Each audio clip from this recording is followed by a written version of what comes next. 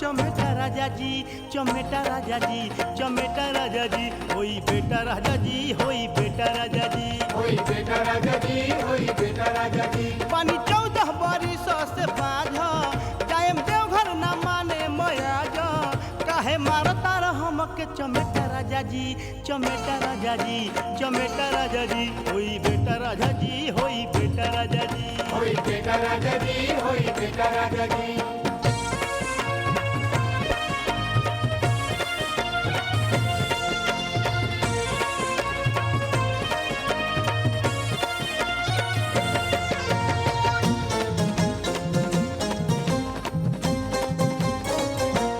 भोला के गुण गावेला ऊ मन चाहा फल पावेला, भोला के गुण गावेला ऊ मन चाहा फल पावेला।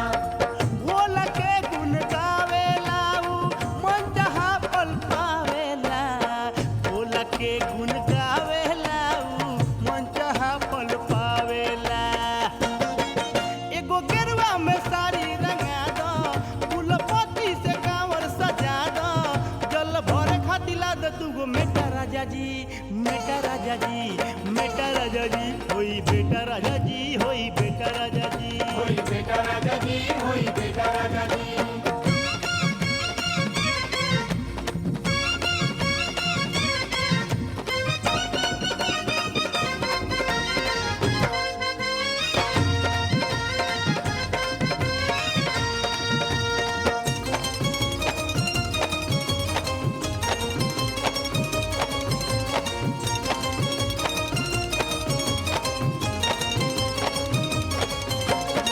रजनी जब देव घर गईल, गोदिया ओकर भर गईल, रजनी जब देव घर गई, दुनिया ओकर भर गई।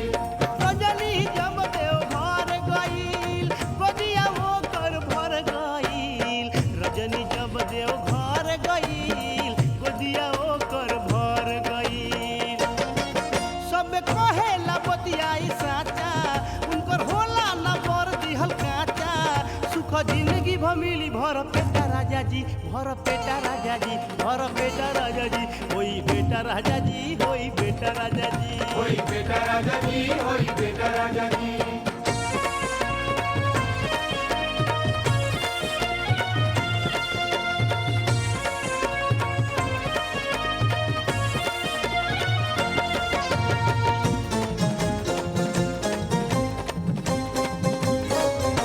खेल हकीम सब वायदा बा, जाही में अब फायदा बा, खेल हकीम सब पैदा बा, जाही में अब पैदा बा।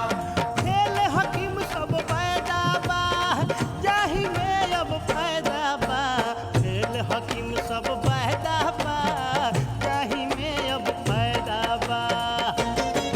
तब बुझा जाई बाबा में काबा, मिट जाई मोर दहिया से धावा, देह चिंता से भइल बा रहे राजा जी, रहे राजा जी, रहे राजा जी, होई बेटा राजा जी, होई बेटा राजा जी, होई बेटा राजा जी, होई बेटा राजा जी। पानी 14 बरिस से बाझ जाएम देवघर ना माने मयाज, काहे मारता हमके चमेटा राजा जी, चमेटा राजा जी, चमेटा राजा जी, होई बेटा राजा जी, होई बेटा राजा जी,